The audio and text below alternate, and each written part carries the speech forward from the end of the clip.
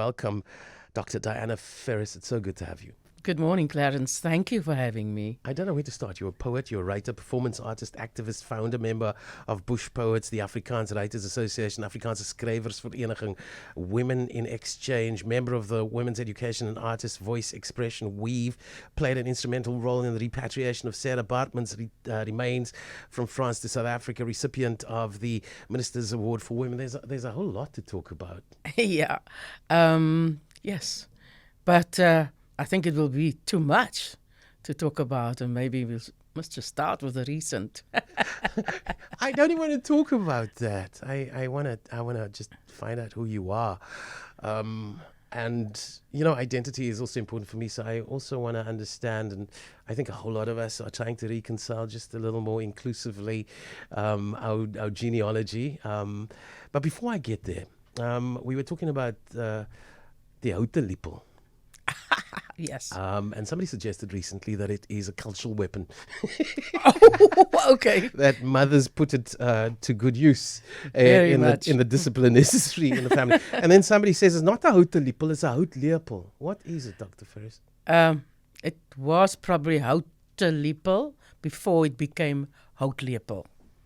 Okay, it's the way we spoke, the way we made Afrikaans. Its existence was, I believe, houte lippel. So what is Afrikaans? What it became or what it was before that? Definitely not what it became. Afrikaans is going to be now what it's going to become. What it was before it became. You're a bit of an activist on that language front as well. Yes, I am, because I believe very much in mother tongue instruction at school, and mother tongue to express yourself. Many voices were silenced because of mother tongue not, being used. So, hoe het die taal ontstaan? Wel, vir my het die taal ontstaan wat ek gelees het en al die navorsing wat gedoen was. En is baie belangrik om dit te sê. Afrikaans het ontstaan deur die slawe wat in die Kaap gekom het, van verskeie lande soos Indië, Madagaskar, Mauritius, in Mosambiek, en natuurlik die inheemse mense, die Khoi, Ja. en natuurlik met die invloed van die Europeërs. Ek het daaroor geskryf, om op te voed, om mense te laat sê, kyk, Afrikaans het nie ontstaan toe die genootskap van regte Afrikaners dit gestandaardiseer dit nie. En regte in hierdie geval laat my wonder, hoekom het hulle gesê regte Afrikaners? Wie was dan die verkeerde Afrikaners? I would think that Dutch is at the heart of it. It's a foundation of Afrikaans nearly. But I would also imagine that the Khoi were talking and negotiating and doing business with the Dutch long before colonial history kind of took root. Yeah, not only just with the Dutch, from many other countries, the Portuguese, many ships came around the Cape, and they had to have a language in which to negotiate and barter. So, yes, there's a professor, he's late, what is his name? Is van Rensburg, who said that there are words in Afrikaans that's more than 3,000 years old. Yeah, it's borrowed from very diverse languages. You are also a woman's activist, and I want to understand that. Can I also posit that your beautiful poem enabled the French government to change their legislation and repatriate Saartjie Baartman? Yeah, if you look at Saartjie, there's everything in it. She was a black woman, a poor woman, and she was a woman. So when you talk about Afrikaans, ja, as u moet. Hulle sê u is ou doos, is u ou doos, kan ek nou net jy sê? Wanneer laas het ek haar die woord gehoor? Ja. Ja, Yes. When I started studying women's and gender studies in my honors class, I realized, we have many things going wrong in this world because of the inequality between men and women. And for me, if women can be given their rightful place in society, we can really, really, or we will be able to, we will be able to negate that inequality, and the world will be a better place, definitely. The accusation, Yeah. Doctor, is that your poem freed Saartjie Baartman. The accusation. Yes. Yeah. It helped. It helped to bring her home. It did help to turn the tide on that, didn't it? Yeah, it did. I can tell you the beginning of that story. Please do. Is that the poem went onto the internet, and that is where a French senator, Nicolas Abu, saw the poem. And he was busy, making a bill, because the French made a law in 1850 that all artifacts in French museums belonged to the French state. So Saartjie was seen as an artifact. And so if you wanted to do something with, stuff that belongs to the French state, a law has to be made. So Senator Abu was busy preparing a bill to have Saartjie's remains returned. And when he saw the poem, he was totally convinced and touched and moved. Listen to this one. He sent me this email to say, "Dear Miss Ferrus, we were emotionally removed by your poem." And I said, "Senator, you don't mean removed. You mean moved." But English is not your first language. It's not mine. Understand? And then he asked permission to have the poem translated into French. That's beautiful. And he used it in the bill. Some people probably, and that's the problem with this country, don't know who Saartjie Baartman is from your mouth. Ja, baie mense weet nie wie Saartjie is nie. Maar sy was 'n jong vrou van 20, taken under false pretenses to England by William Dunlop. When she got there, she had to dance and sing half naked, mocked, had no money paid to her, and at the end of 1814, owner took her to France, where he sold her to an animal trainer. She was barely there for a year when she died at the end of 1815. To an animal trainer. Yeah. I think it's probably an important moment for us, if you don't mind, to share that beautiful poem. Certainly. I've come to take you home, a tribute to Sarah Bartman. I've come to take you home. Home. Do you remember the veld? The lush green grass beneath the big oak trees. The air is cool there, and the sun does not burn. I have made your bed at the foot of the hill. Your blankets are covered in buchu and mint. The proteas stand in yellow and white, and the water in the stream chuckles sing-songs as it hobbles along over little stones. I've come to wrench you away from the poking eyes of the man-made monster who lives in the dark with his clutches of imperialism, who dissects your body bit by bit, who likens your soul to that of Satan and declares himself the ultimate God. I've come to soothe your heavy heart. I offer my bosom to your weary soul. I will cover your face with the palms of my hands, run my lips over the lines in your neck, feast my eyes on the beauty of you, and I will sing for you. For I have come to bring you peace. I've come to take you home where the ancient mountains shout your name.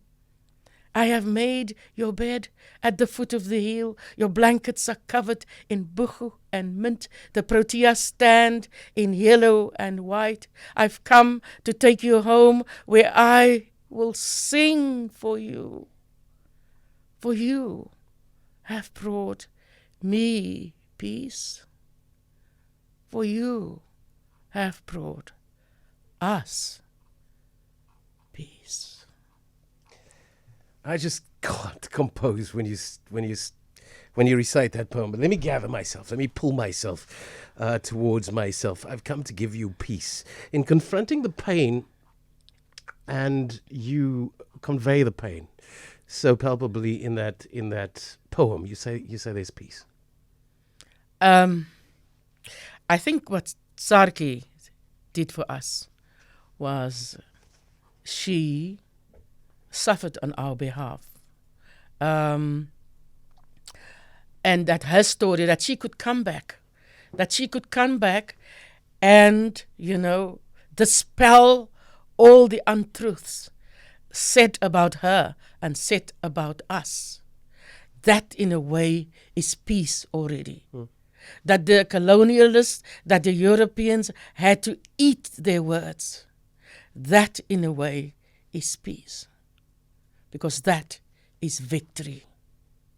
But on the other hand, we still need to achieve the full freedom that Saartjie need. And a lot of people will misread what you're saying. People will say it's anger, but it's just the truth that you want, is it not? It is.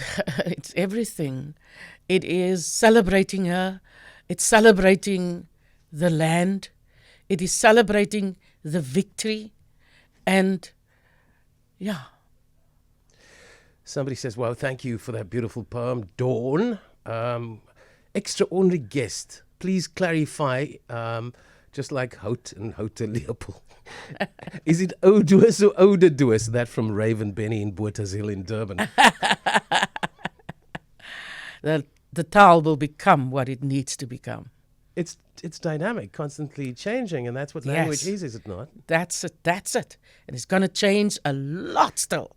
I think just getting back to that thing, a lot of people have called it a divisive language. In fact, you went to UWC in 1972 and 1976, and all the riots was about this particular language, Afrikaans. I always say that, it's what people wanted to do with the language. It wasn't the language itself. But, the same time when people protested about the language, and that same time people fought for their rights in that language. Die bevrydingstaal noem ek dit. Somebody writes, words is also power, so we claim peace. We claim peace. Oh, my brain, you stump me. Oh, Clarence. I need some time after that poem to compose. Thank you. Every time. It's not the first time. And I well up, like you can see. I'm serious. Thank you. Comes quickly, comes easily. Thank you for featuring that magnificent Dr. Diana Ferrus today. There cannot be a dry eye after that poem. Oh, my. Okay, so I wanted to talk about Esalen Park, and before you came here, tell us about Esalen Park. Let me get to the name. There was a Afrikaans writer, a great writer, Louis Leipold, born in Worcester. And his grandfather, I found out a few years ago, was Reverend Esalen, and the school was named after him. Esalen Park, it was a great school. It had a name when I got there, 100% matric pass, already in the late 60s. And, I think it's there that a lot of me got shaped. And what would have shaped you? Look, politics not, because we were, there was such a sharp eye on us. But the fact, that I did very well, because I come from a poor family, and always I wanted to establish myself. I knew I can do it through my education and being good at whatever I do. So academically, I was a very strong learner, and that lifted me out of the hopelessness at home and, around me that always was, next to me, walking with me. I want to understand that social milieu, that social history that comes with Esalen Park, that mixed race. I hate the word race. Let's call it that Creole history that comes with that as well, and the kind of activism that you felt responsible for within that. Well, yes. I said earlier on politics, but not at the school. We were a few learners, like Cecil Eso, Roger Scruder, Clarence Johnson, who established an underground little organization. We met on a Saturday afternoon at Clarence Johnson's house. There's a little room there in the garden. It's altyd 'n Clarence in die stuk. Clarences are great people. And yes, but so that came directly also from Esalen Park. And if there are any Esalen Park learners and teachers listening today, they must know that was a great school. What happened in that garden? We talked about politics. We talked about, politics. We also realized it was dangerous for us to get together in that garden, and we swore each other to secrecy. And we also used writing as a tool, Okay. to convey. So you were expressing yourself through art and through words. Yes. Okay, so that's maybe at the start then of this future of poetry. Yes, very much. I wrote my first poem when I was 15, 16.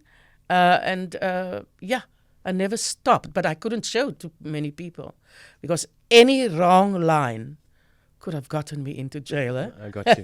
I got you. Also interesting how you self-identify. I'm chatting to Dr.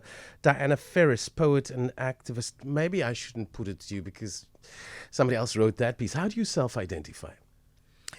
Well, you mean in my art? Well, just as Diana Ferrus, this woman, this powerful woman. From mixed descent. From mixed descent, yeah. From mixed descent, slave and Khoi, and a little bit of the others. There's an Irish thing in the mix. Oh yeah. My great grandmother was Irish. Okay. But there's nothing, no information about her in the archives. It's just she died in 1939. So I don't know. She might have come as a servant. The Irish, the Irish. Yeah, there's the black people of Europe. She probably came as a child, as a servant. I don't know. But yes, I am a writer, a poet, a storyteller, and activist for in many ways. I write essentially to heal myself, so that others who read my work can also heal. That's the most important. And that's why I encourage others to write. And they talk about intergenerational pain. Yeah. So the pain of Saartjie Baartman runs through your veins, runs through all of our veins. Yes. That's why, Clarence, when you hear me recite that poem, I cannot do it without feeling that pain. I relive that pain every time I recite that poem. And that's why also I am very, very glad that poem came through my hands. Because I feel that I have the empathy, the sympathy, all the experiences of pain. Not like Saartjie's pain, but I can imagine what she must have felt. The degradation, the inferiority, the abuse. Yeah. So I can imagine what she went through, and that that she came that I'm from the same ancestry. It's passed down. That's the intergenerational. It's not just about imagining. I'm suggesting it probably flows in the DNA. And if you don't confront that pain, it could be ghastly. It is. It is ghastly because there are people who's in denial about that side of our history, about that side of our ancestry, of Saartjie belonging to us. She's some beautiful messages in. My guest, Dr. Diana Ferrus, poet and activist. We're just talking life in South Africa, and the very many facets of being South African. Clarence, thanks to your guest for that amazing, powerful, profound poem. I have goosebumps, so says Fiona out in Muizenberg. I don't think there's a dry eye after that poem.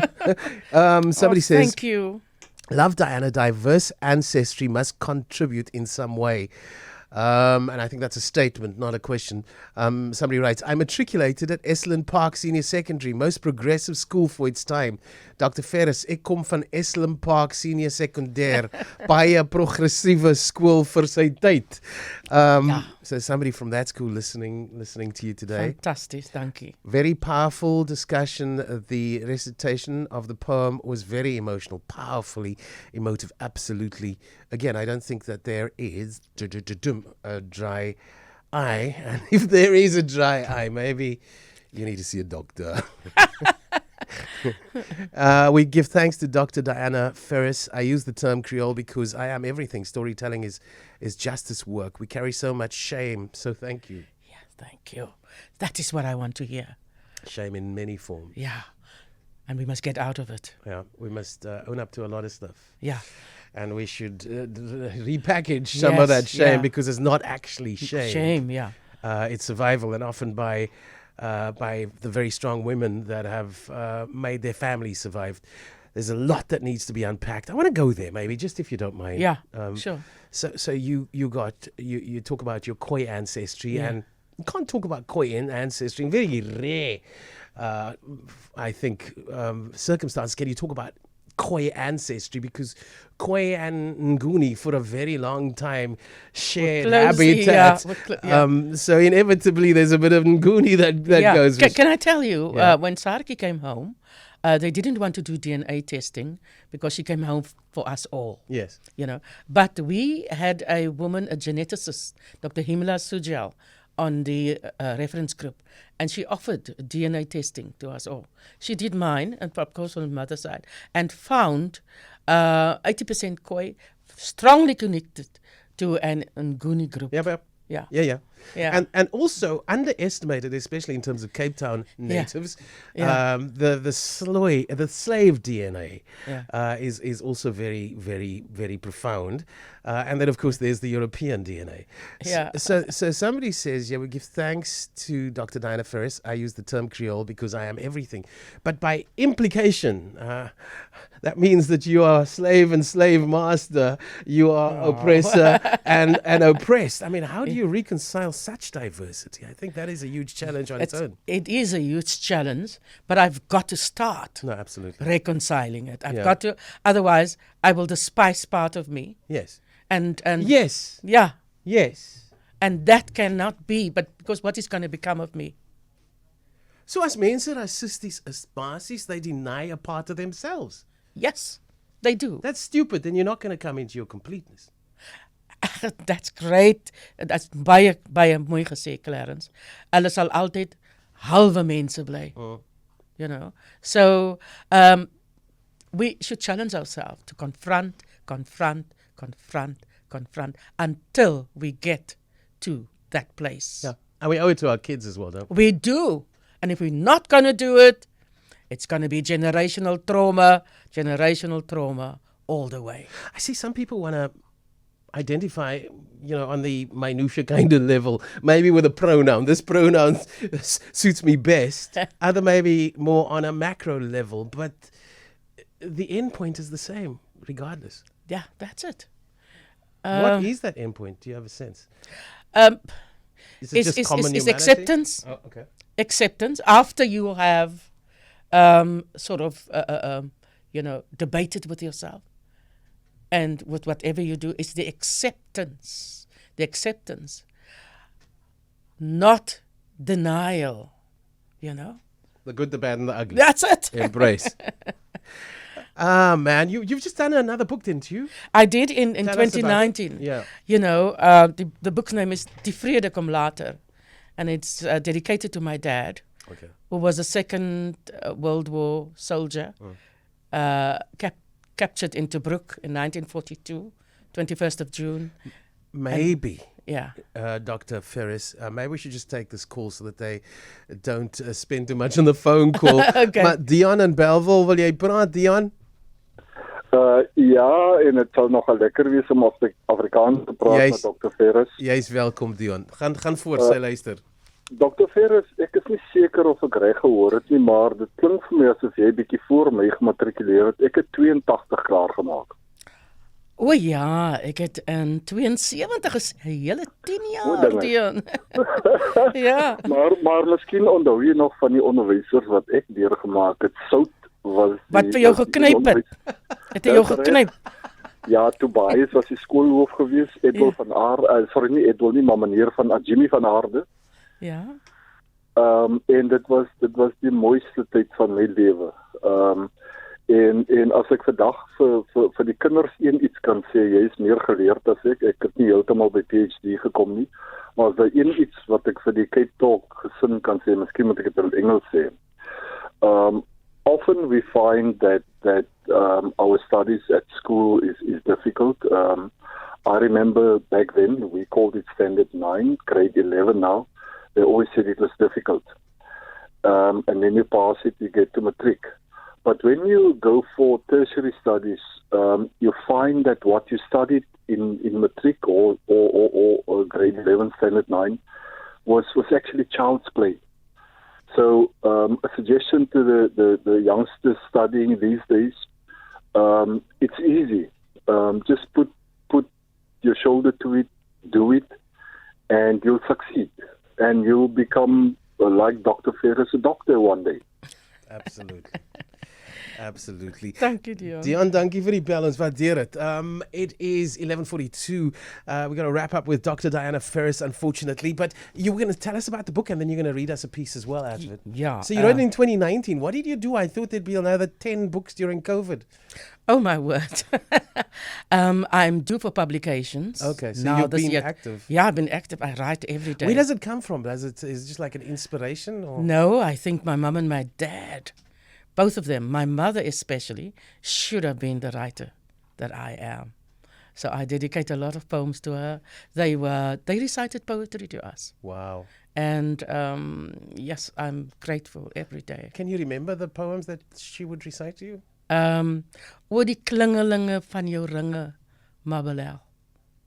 That is Klingelinge van jou. yeah. Look, poetry is about sound too, ne? Ja, no. Oor die klingelinge van jou Alliteration. ringe. Yeah. Ek ken 'n woord.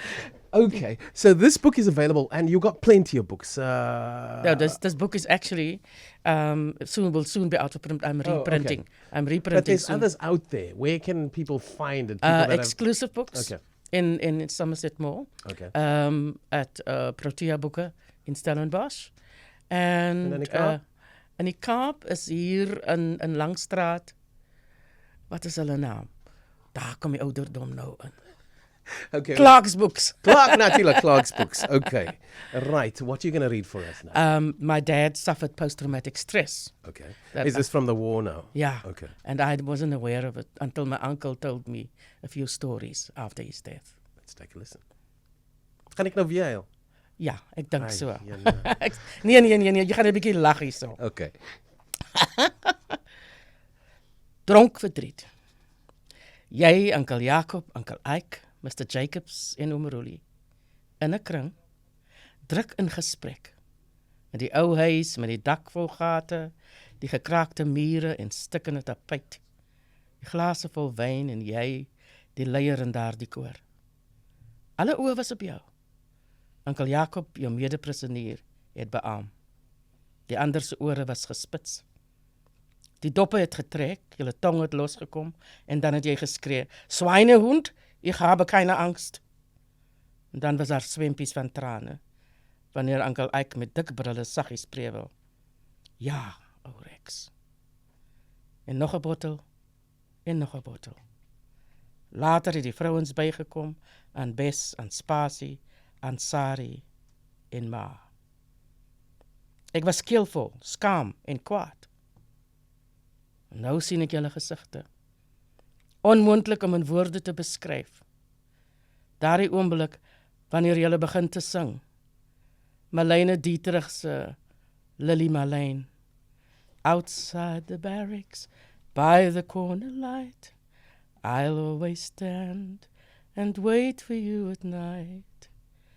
Die stemme helder en in harmonie met Vera Lynn se White Cliffs of Dover. There'll be bluebirds over the white cliffs of Dover. Tomorrow, just you wait and see. En dan loop die trane vrylik wanneer julle till we meet, God be with you, till we meet again. Daar was 'n verlang in julle oë. Somewhere the sun is shining, somewhere the songbirds dwell. Hush then thy sad repining, God lives and all is well. Somewhere, somewhere, beautiful isle of somewhere.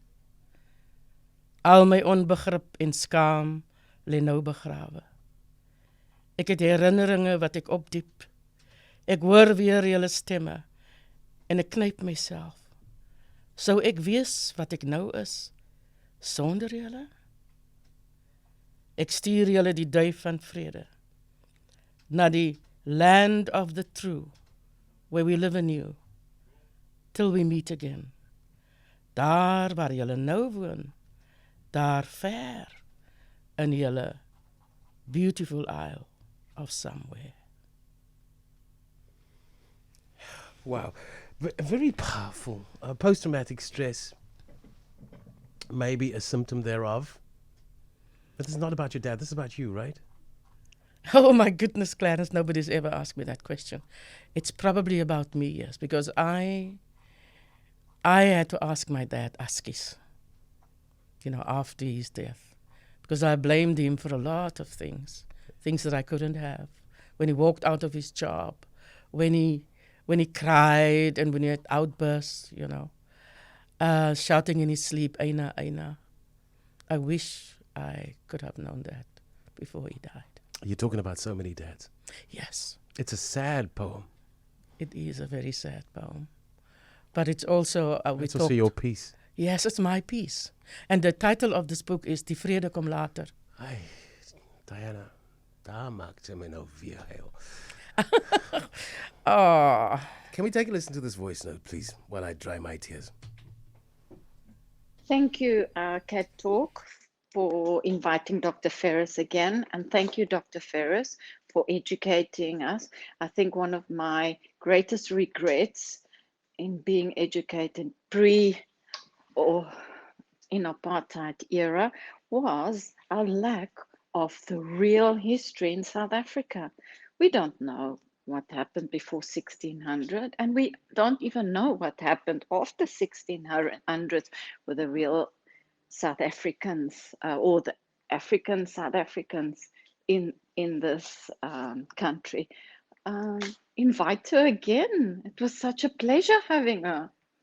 Thank you from Paul. I agree. She's just an absolute treasure. Somebody writes, can we please have a live feed to see Clarence's facial expressions? Akil from Joburg. I'm wasted. I've been like welling up and literally it's been pouring down my cheeks. And Diana was here to witness that.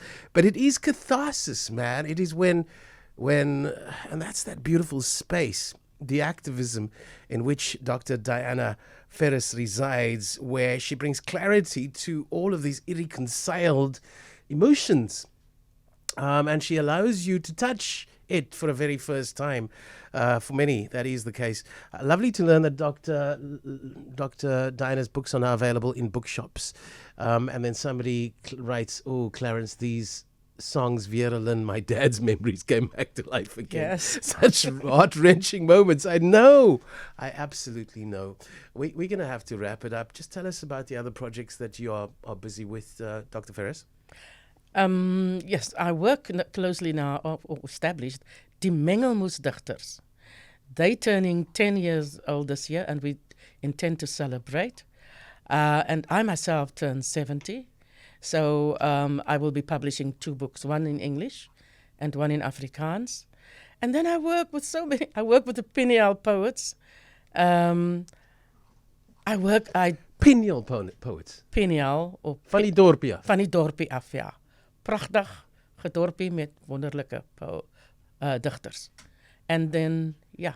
Here's a voice note in. Let's take a listen. Thank you from far. That poem that has just been read went straight to my heart because it showed my father, who had had a very difficult Second World War, and the things that we went through as children with him and his post-traumatic stress, which was never ever known about. And it's in the last years that I've come to understand much more how he acted like he did. And that poem went straight to my heart. This is Sally from Gardens.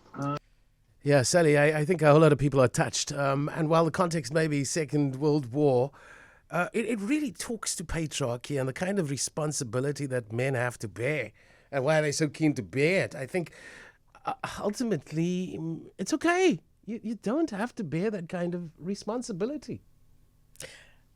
Thank you, Sally. The problem is society doesn't allow you to be okay. So men are as much a victim of patriarchy as women. Yeah, you have to show. Strong. You're a strong man. Jy kan nie huil nie. Jy kan nie huil nie. Jy kan nie daar wees om te voorsien nie. Jy moet daar wees om te voorsien. And yes, like Sally, I discovered that after my father's death. And yes. I think we should end off with a poem. Have you got one for us? Yes. Dias. Dias. Okay, brace. Seatbelts. Zwaar en groot in die donker kas. Hang die avocado groen aan my jas. Almal weet dit behoort aan pa. Maar niemand het nog ooit gevra oor hoekom pa die groot jas nie meer dra. In die winter wanneer die koue pla, gryp ons die jas wat pa nie meer dra en ons kruip diep onder sy warmte in en pa sê versigtig in 'n enkele sin, so asof hy nog steeds die jas bemin. Ons het nie geweet waar pa oral was met daardie jas waarin hy net moes pas. Deesdae dink ek aan die kas, die jas, die trane wat val op pa se das. En ook alles dit wat hy moes dra in sy lewenstas.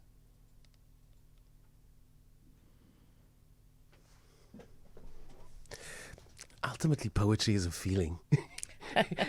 While you make sense of the words, the meaning kind of lands afterwards, and sometimes so very, very powerfully. Yeah, it's in poetry. It's great to have a very good last line to leave the listener or the reader with a lot of questions. Yeah. Is there any? Do you perform? Is there 'n opvoering? Where can we see you? Because you read it, because you've written it. You read it the way it should be written, or it was written. Yes, on Friday night, I will be performing and now Joey Fourie, he has a session, and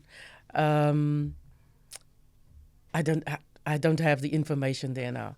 It's all good. I would want Joey just to let you know. Okay, maybe Joey can, and I can share that. Yeah. But at this particular juncture, I have to thank you. I didn't get to my last guest because we wanted to cram in as much of you as possible. And then, of course, the inevitable moment where we just say thank you, we appreciate you. Ons waardeer vir jou, Dr. Diana Ferrus. We thank you for your time and your sharing. Thank you, Clarence. It was an absolute honor to be interviewed by you. Thank you.